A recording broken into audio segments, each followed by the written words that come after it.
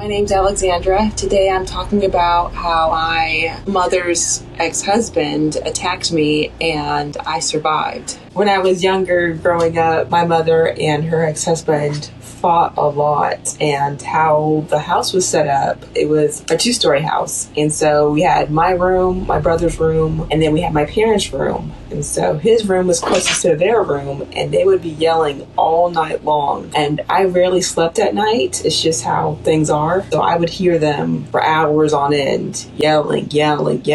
And I don't even know what they were yelling about, but it was very hostile. I would wake up from like a nightmare or something like that, and I would be greeted with their yelling all the way down the hallway.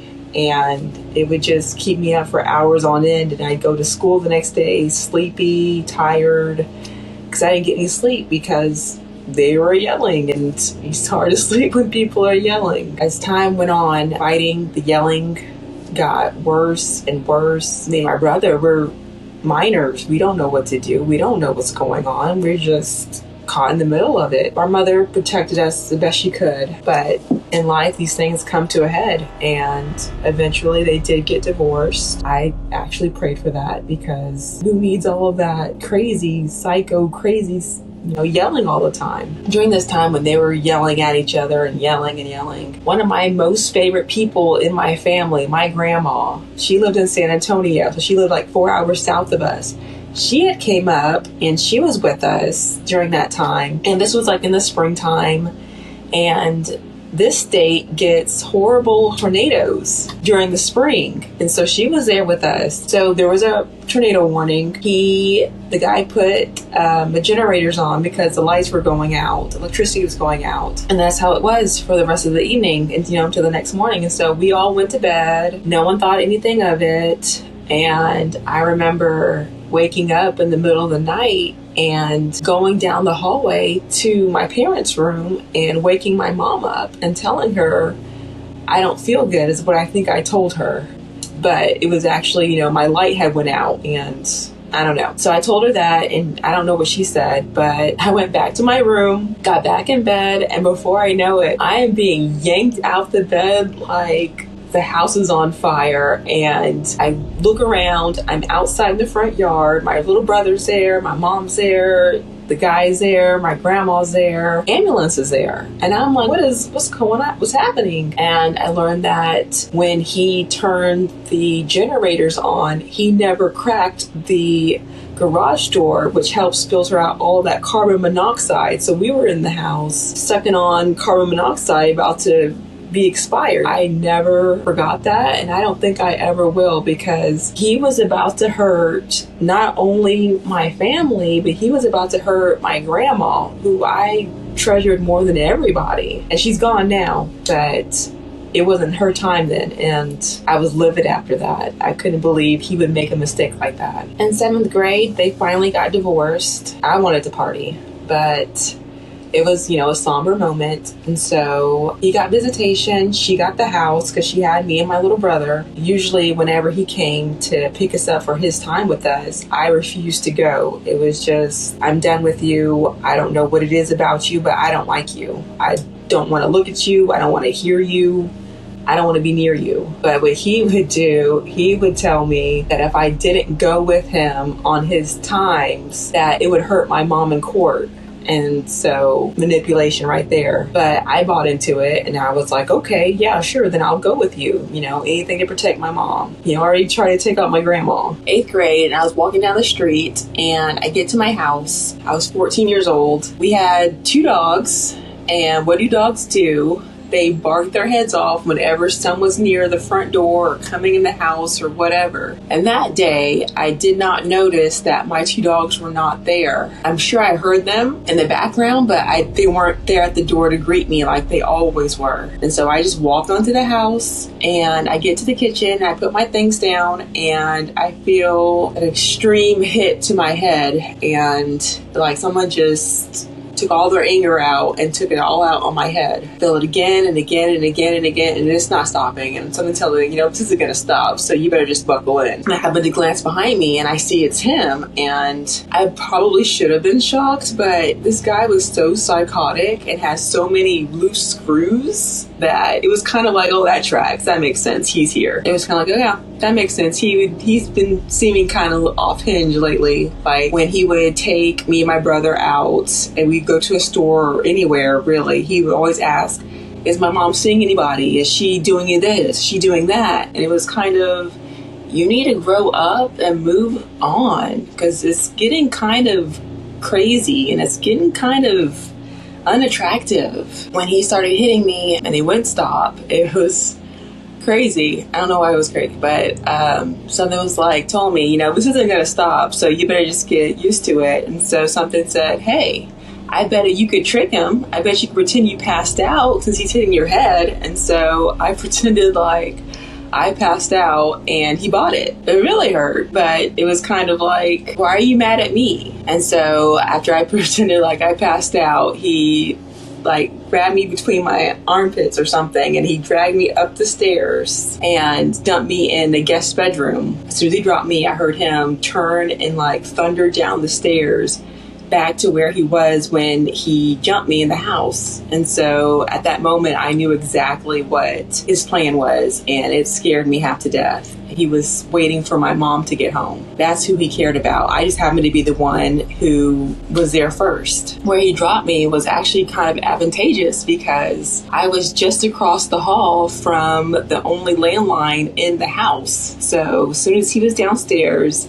I waited maybe 3 seconds, and I was like, this is going to be really difficult because this is an older house. The bottom of the floor is going to be really creaky, and it's right under where he was at. But I did it anyway. I got up, I ran to the master bedroom where the phone was. I grabbed the phone, I darted for the master bathroom, and I don't know if I locked the door behind me, but in my head I did. And so that didn't make a difference because within seconds he was in the master bathroom and he was hitting me again. And it really hurt. And I have no idea what he was hitting me with, but it was really hard. I did make it to 911. I did get in contact with them. They did get a recording of me screaming half to death. They did send 2 cops out to check the place. But when the cops got there, they rang the doorbell. They knocked on the door, knocked on the windows. They didn't see anything wrong. And so they left. Meanwhile, I was upstairs getting beat half to hell. And later on, I was shot twice. I was shot here. Right here is where it went in, and then the other one went, well, if I like move my hair, it's like right here is where the next one went. Right here is where the next one went in. My brother and neighbor were next door, and they said that they heard the gunshots when they went off. And so it was kind of, I don't know. I know my response was to that. I was just kind of like, yeah. Shots went off. It makes sense you would hear them. You weren't that far away. So the cops left, maybe hour and a half, 40 minutes. I don't know how long. My mom got home. And that was the main point of me calling the cops, was that so she wouldn't find whatever was going to be here. And I knew it was going to be bad. She got to the house 30 minutes to an hour later. She got to the house and she went upstairs at some point, and she saw me and her ex-husband in her bathroom, shot halfway to heaven. And so she called the police, the ambulance, the fire trucks, and they came out. And I've always wondered what happened that day with those 2 cops that came out to the house and then didn't see anything and then left. And then less than an hour later, you're getting a call again for that same house. I've always wondered what happened that day, but I've looked for years online. I've talked to different police stations. I feel like I called all of them and asking them, hey, do you have this story? Hey, do you have this? But no one, it's like they just swept it under the rug. It's like it never happened. And so it's like, well, if that never happened, then how am I here? It's mind-boggling. When he got into the bathroom with me and he started hitting me again with whatever he had in his hand, at some point, after I called the police, they had me screaming on the phone, he did proceed to shoot himself. So I got to witness all that greatness. But I don't remember being shot. I only remember being in the rehab facilities where you go to like relearn how to do stuff that you already knew how to do. And so like I had these really big, gross, icky looking wounds, and they come, they change them every night, every morning, every night, they change them. And it hurt. I hated it. I just wanted to leave. And I remember because I was actually laying on this arm here is why this one was injured. And this one tried to block the bullet because bone can stop bullets, if you didn't know. My face had been sewn up with stitches. My entire head had stitches going all the way around half of it. I was at the Ronald McDonald in Dallas, and it wasn't bad there, but I hated being there because it's not, you people are strangers. Yeah, you're nice because you're a nurse, but you're a stranger. You're not my family. You're not someone I grew up with. And so it was always, can I go home? Can I go home? Every 2 weeks, can I go home? The answer was always no, until one day it was yes. Yes, you can go home. That was the goal. Let me go home. With the nurses, they would come in morning and evening to clean the little wounds I had from the gun. And on this arm, I actually had stitches. After that, I had to go to ENTs, ear, nose, and throat doctors. I had to go see my neurologist, my neurosurgeon, because he was the one who did the cutting and took out these 2 circular areas of my skull. And he had to shape and mold the new pieces that were going to go there because this was all empty. This was just laying flat against my skull. And so I had to go and I had to get my head reshaved because you can't do surgery on a head that has a bunch of hair on it. And so they had to reshave my head. They had to cut from right in front of my ear to the other side of my ear. They had to cut that back open. They had to go in and they had to put these 2 little molds right here. So this is a bone right here. This is some other, I have no idea what it is, but it's not bone. And they had to put those in there. And I found for years, I will never let this go. I don't care how old I get. I have a divot in my head. And my mom would always say, you had the best surgeons? Yeah, the best surgeons gave me a freaking divot in my head, okay? I'm stuck with that for life. I remember over right here, they had to give me a tracheotomy because I couldn't breathe or who knows why. And so I remember they were a different doctor was separating this one skin from the other skin because they sealed together or something. And I remember I woke up in that hospital and I had a very nice room.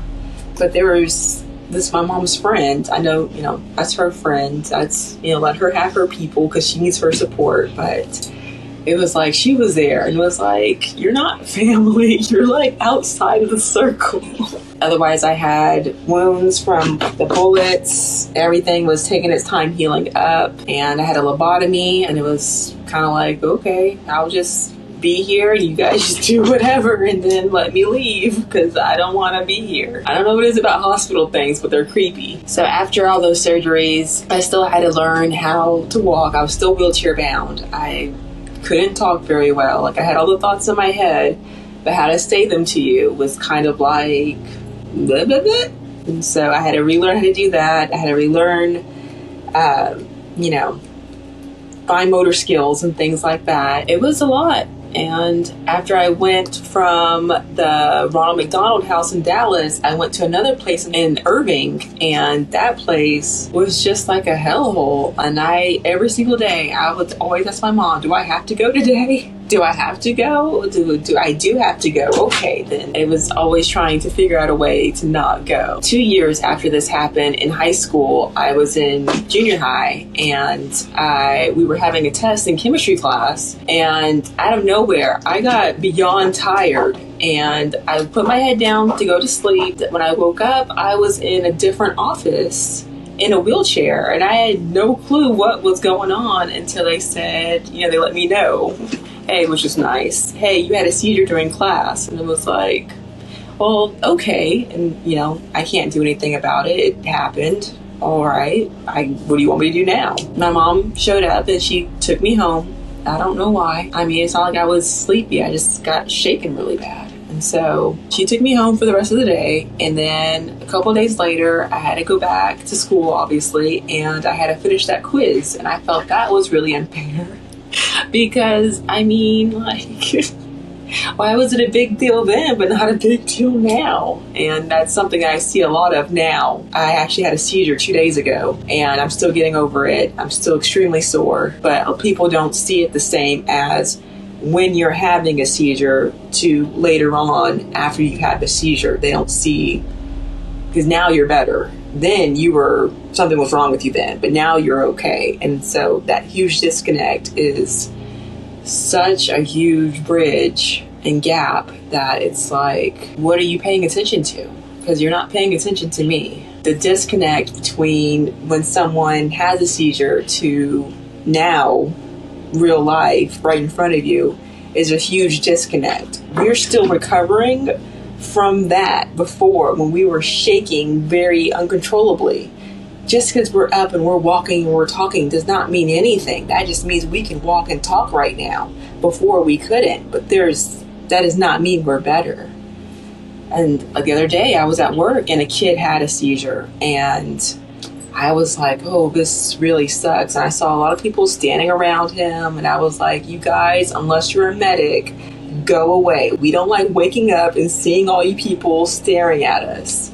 And some of them left. And it was like, good. I was like, we're not like a spectacle. We're freaking humans. 10 years ago, I adopted a dog from a shelter, and a few years later, me and him moved up to Oregon together. It was a lot of fun, and we're going to be heading back soon. And while I get up there, I'm going to be studying to be an equine massage therapist so that I massage horses. After I get my certification for massaging horses, I'm going to get one for dogs and for cats, because those are obviously really huge animals up there. Like, everyone has a horse, everyone has a dog, everyone has a cat up there. And so I'm going to be doing that, and I'm extremely excited. Everything that's going on, I'm still kicking my heels up and doing the best I can. I love learning, so I love learning new things. I love experiencing new things. I love going new places. So it's all very exciting whenever I get to go somewhere I haven't been before, because you never know what you're going to see. When I was